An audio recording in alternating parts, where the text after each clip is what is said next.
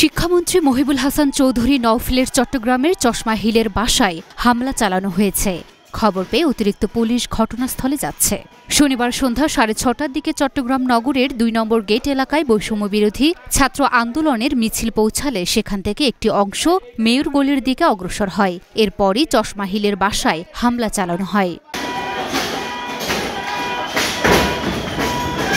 নগর পুলিশের অতিরিক্ত উপকমিশনার কাজী তারেক আজিজ জানান, মিছিল থেকে শিক্ষামন্ত্রীর বাড়িতে হামলা হয়েছে।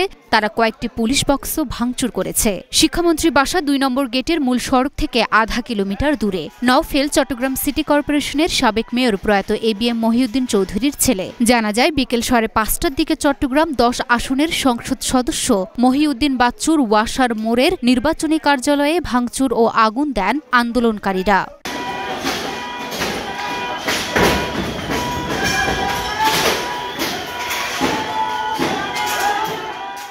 Luna Afroz Nipa, Dhaka post.